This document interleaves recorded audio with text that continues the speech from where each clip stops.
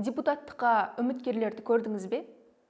13 шілде үміткерлерді тіркеу күні аяқталды, ал құрылтай депутаттарын сайлау 23 тамыз өтеді. Биылғы науқанның басты ерекшелігі партиялардың халыққа танымал тұлғаларды тізімге қосуы. Тізімде блогер мен әншілер, экс-прокурор мен белгілі журналистер жүр. Кім қай партияның атынан сынға түспек? Бүгін жан-жақты шолу жасаймыз. Саяси додада ең көп кандидат ұсынған Әділет партиясы. Олар бірден 186 адамды бекітіп, рекорд орнатты. Тізімдегі ең көп талқыланып жатқан есім Бишімбаев ісінен кейін танылған экс-прокурор Айжан Аймағанова. Ол прокуратурадағы қызметінен өз еркімен кеткенін ресми түрде мәлімдеді. Сонымен қатар, партия қатарында Әділ Балтабаев бар. Ол қалың көпшілікке президент бағдарламасының жүргізушісі ретінде жақсы таныс. Партия ұсынған журналистердің қатарында Ирина Тен мен Армангүл Тоқтамұрат та бар.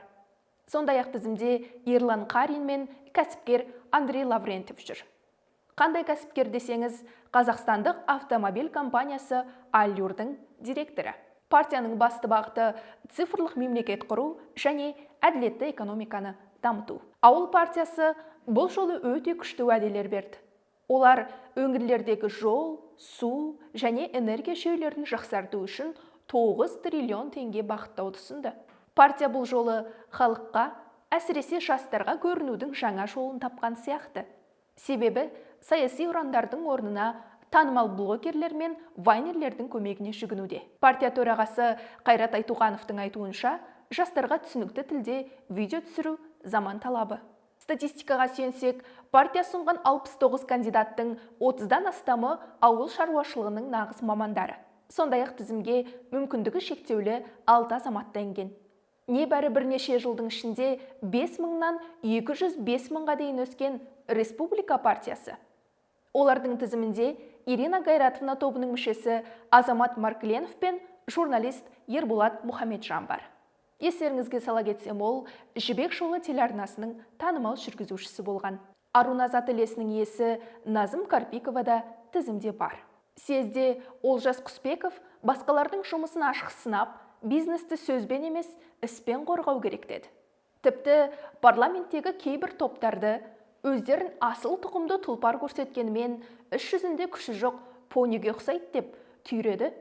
Бұл партияның жаңашыл әрі өткір позициясын білдіреді. Ең аз 33 кандидат ұсынған партия жалпыұлттық социал-демократиялық партиясы. Десе де, олардың ұсынысы халық арасында қызу талқылануда. Олардың прогреске апарар 20 белес деп аталатын арнайы жоспары бар. Бұл халықтың тұрмысын жақсартуға арналған 20 нақты қадам. Оның ішіндегі ең бастысы әрі халық көп күтіп отырған ұсыныс зейнет жасын әйелдер үшін 57, ал ерлер үшін 60 жасқа дейін төмендету. Ақ жол партиясы биылғы сайлауға үлкен саяси тәжірибемен келді. Олар депутаттыққа 63 үміткердің тізімін бекітті. Тізім басында партия төрағасы Дания Еспаева мен Азат Перуашев тұр. Бұл құрамның басты ерекшелігі, мұнда мәжілістің 11 экс-депутаты бар. Партия өзгерістер болмай қоймайды деген бағдарламамен шықты. Олар бизнесті қорғау мен кәсіби заң шығару ісін жалғастырмақ. Съезде Перуашев партия басында ұзақ отыру монополия қалып келеді деп өз қызметін босатты.